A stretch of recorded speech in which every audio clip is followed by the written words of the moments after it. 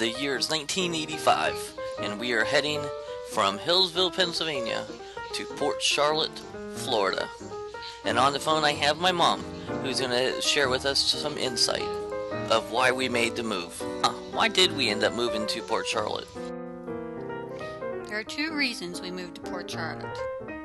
One is because we had family in Port Charlotte, and there was also opportunity for work here.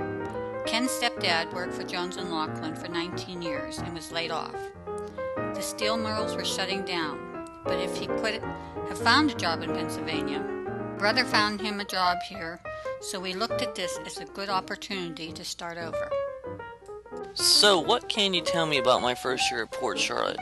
How did I respond to everything?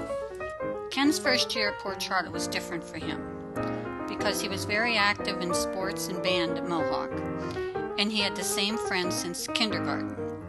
We also knew all the parents, and they knew us. In Port Charlotte was a mixture of kids from all over the United States. It was completely different for him. The difference between the two school systems were we knew the teachers knew Ken and what he was capable of. But here he was just another student. The teachers at Mohawk would push him harder and bring out his potential. In your opinion, what was one of the major differences that we had here in Port Charlotte compared to up north?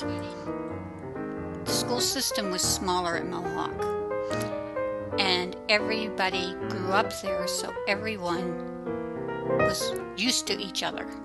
Here you had new students coming in daily, yearly, and some moving out.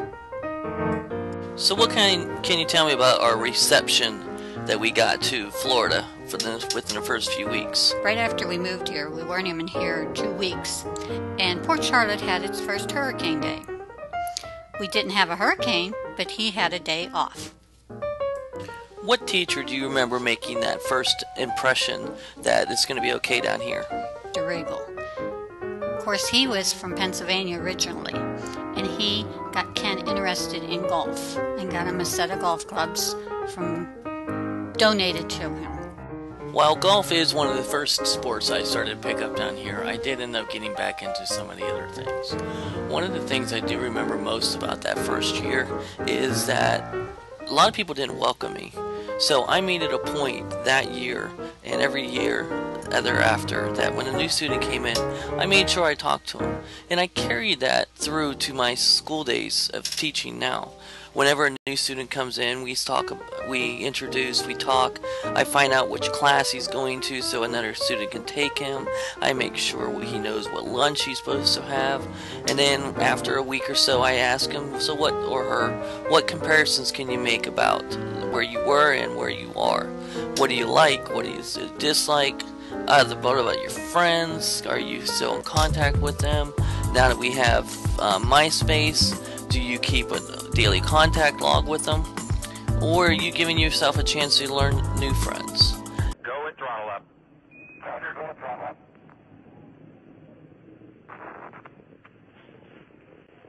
1 minute 15 seconds. Velocity 2,900 feet per second. Altitude 9 nautical miles. Downrange distance 7 nautical miles.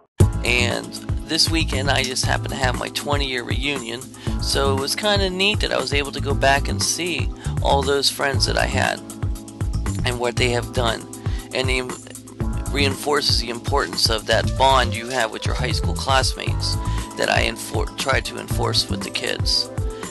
I hope you enjoyed a collection of pictures from things that also happened in 85, 86 during my school year, and I hope you guys have a wonderful afternoon. Thank you.